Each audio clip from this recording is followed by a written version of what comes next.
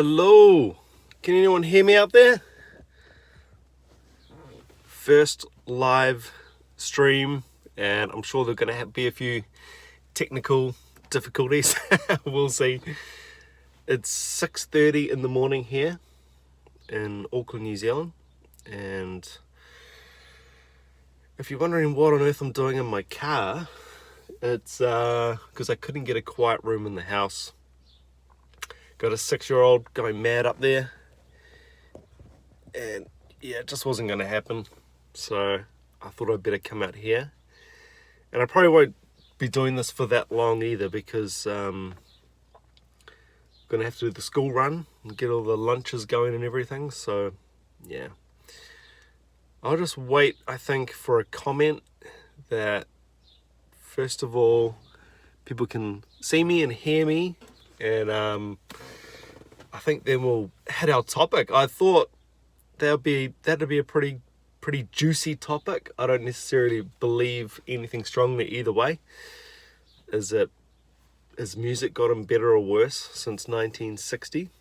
I kind of pegged it at 1960 because, well, that's been a lot of 60s requests and 70s, and that was kind of the pop sort of revolution was around that time with the Beatles and whatnot. So probably a good time to do it from.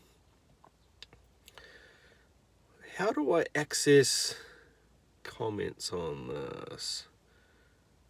Oh, there we go. Trace Vandal. Why is this sideways? Okay, I know I'm an old man, but technically, why? I want it like that.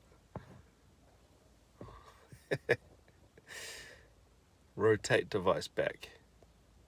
I don't know what's going on.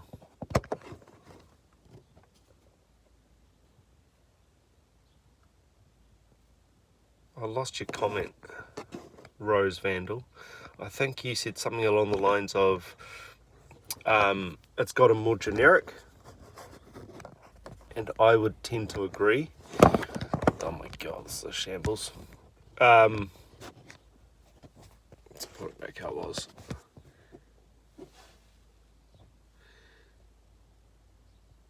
Yeah, I think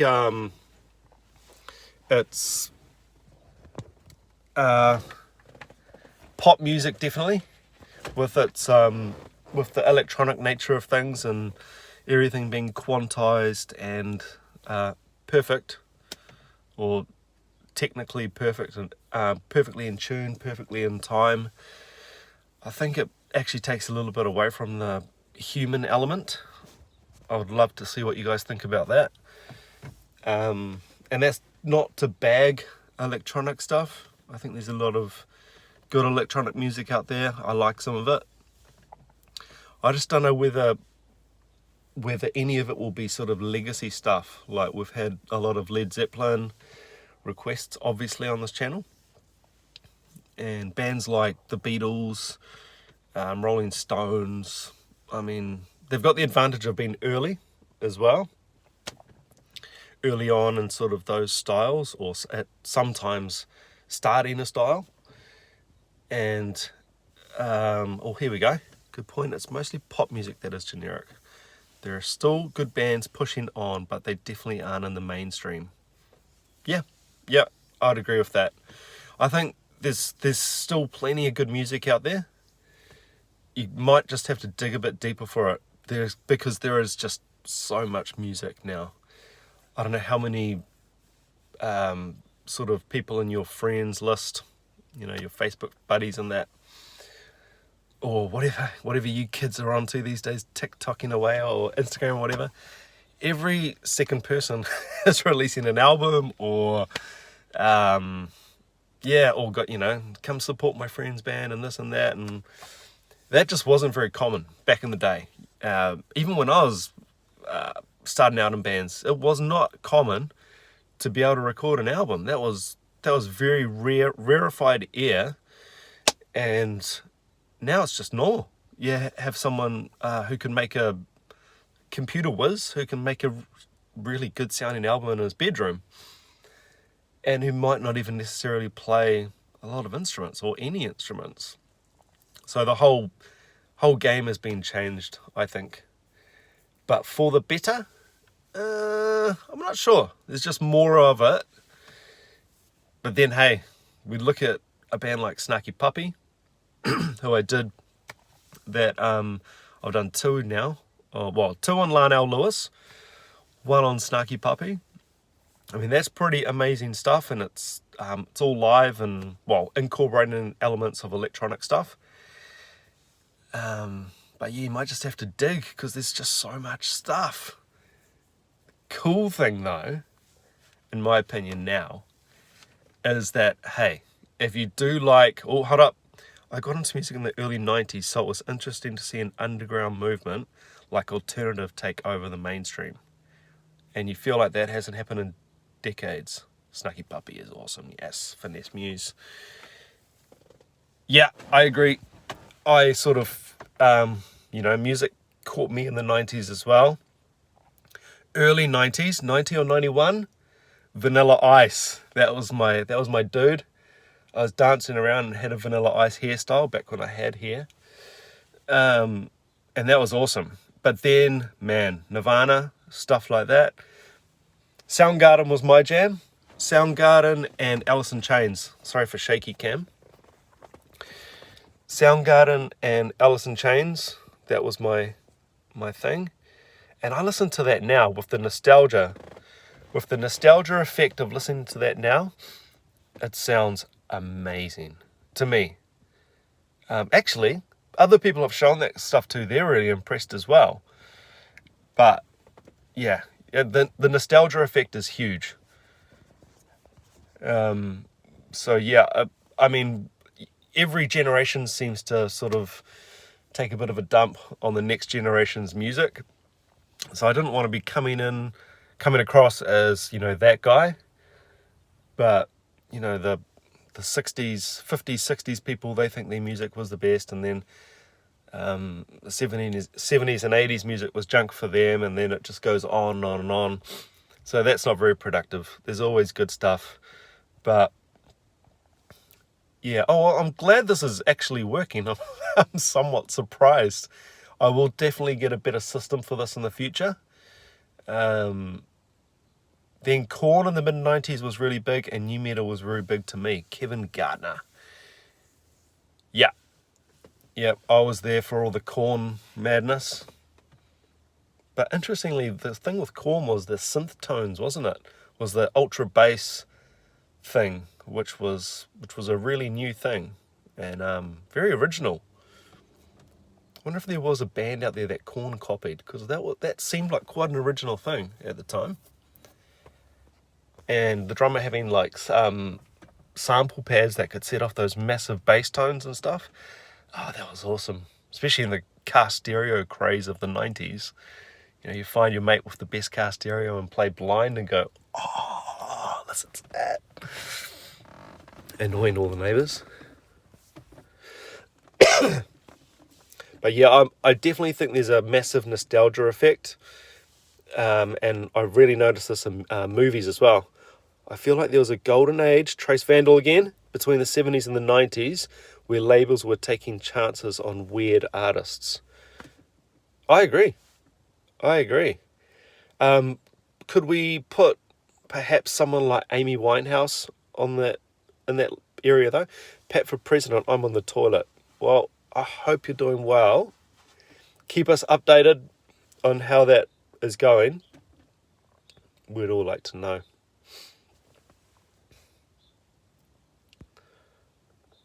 It's a little bit scary actually, having Pat for President watching me on the toilet. They're a really great band if anyone wants to check them out. Played for them a few times here in wee Auckland. Oh my God, I'm such an old man. Okay, I'm learning technically things the whole time, so this has been really good for that as well. Hopefully the shaky cam hasn't made anyone vomit. Is it survivor bias? We only remember the best of each generation. Pat for President. Pat for President, you need to sit on the toilet more and join live chats, because that is a very good point. And I think you're probably right. But the thing is, there's more of everything now. So I think by definition, no one can argue that point either. No one can argue that there is more stuff. It's just exponential now. More and more and more and more music, because it's so easy to make and so accessible. But yeah, it was just so exclusive back in the day. And I think personally, what it did was it made the cream rise to the top a little bit more. To get a record deal, to produce an album, you had to have something. You had to have something going for you that people were going to invest money in. Now, it's not the case. Again, not saying there's a load of junk out there these days, and it's not only bad stuff. Gumbo 1973. As a drummer, how do you feel about a band like The Prodigy using drum machines and samples to create beats? I think it's awesome. Prodigy, I'm not as familiar with, but I was a big fan of Portishead back in the day. I'm sure you all remember the Portishead craze. That was a late 90s thing, I think. That was a beautiful melding of electronic and kind of sci-fi kind of themes or sounds mixed in with just an absolutely dope hip-hop, acid jazzy hip-hop band. Man, that drummer, I think his name was Clive Deemer. Suzanne Bass, late 60s and all the 70s were an overwhelming amount of talent. Oh, yeah, I'd agree. There was a lot of fire at the time, but also a lot of drugs. I don't know if I'm allowed to say that word on YouTube, but there was a lot of drugs in that time period, a lot of creativity. Santana comes to mind. I remember him talking about how he thought of music as colours.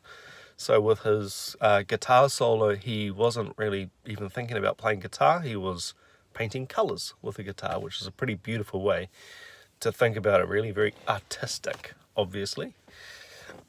What else we got? Here? It's going to be a relatively short video, as I said, because I do have responsibilities. Got to get a 6-year-old ready for school in there. Be tearing it up. He's watching Peppa Pig at the moment, which is a delight for the whole household. Hairball. You might have to explain that, Suzanne Bass, my dear friend. Pop nowadays isn't the age of the musician, it's more the age of the producer. Nice. Kevin Gardner, kids 20 years from now will be nostalgic over the Migos and Taylor Swift. I didn't get to read all that message. I'm trying to read them really fast because they're disappearing on my phone. This might be controversial. I disagree. Suzanne Bass, check your Patreon messages, okay. I disagree with that, Kevin. I don't think people in 30, 40 years will even remember who Taylor Swift is. That's a big call, and I don't know what it's like for, let's say, a 10-year-old girl. I don't know who her target audience is. But I don't know if they will still remember her and be really nostalgic for it. Ricky Martin's one that comes to mind. Who remembers the Ricky Martin Latin rock pop phase craze of the 90s, early 2000s? And no one ever talks about Ricky Martin now. He's still a relatively big deal, and I'm sure he still does performances and that, but you just never hear about him. And I wonder whether some of these artists just going to fade away. Oh, my wife just got home from the gym. Got a bit of a look.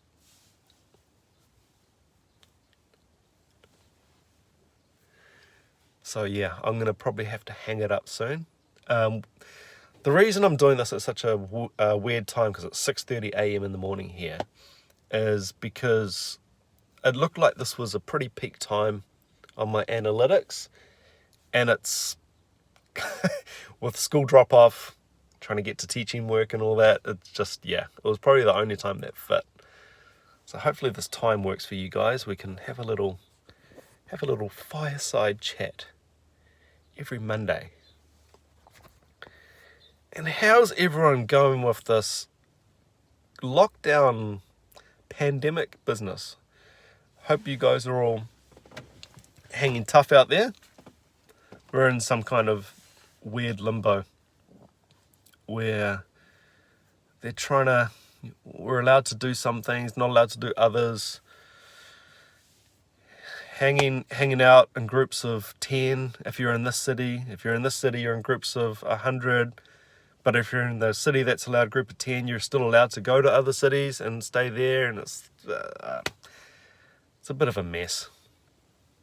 My prediction for that is going to be we're all going to look back and think this whole thing was really silly and just an overreaction.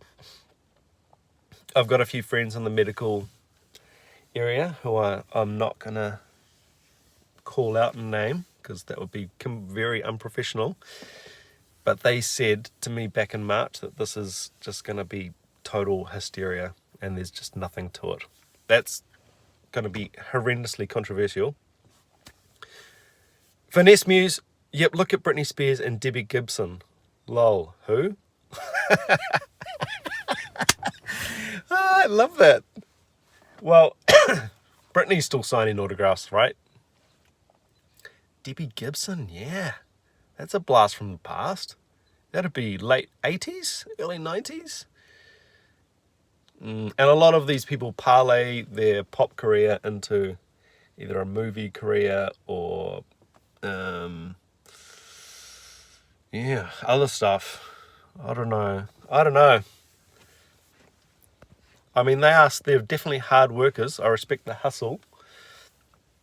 Someone like Britney Spears or Justin Bieber or, Timberlake. Timberlake always gets more cred. He always, he seems to be the cool pop guy. I don't know what this whole status thing about some pop people are cool and others aren't. It's all kind of the same thing, really, for me. But yeah, hey, I think I'm going to have to go. I'm really glad you guys could check this out. I've probably had like a screen lock issue where I've been upside down for the last 17 and a half minutes. Who knows? I might have to have a quick watch back and see what I can improve for next time. But until then, Kevin Garnett, you have a great one too, buddy. Until next time, and the next video, which is going to be Moby Dick for Lemsia, 1973, I think it was. And hopefully that one doesn't get blocked as well. But that'll be the next video, and that'll be coming out tomorrow morning. So, hey, thanks for watching, and I hope there was a little bit of food for thought there.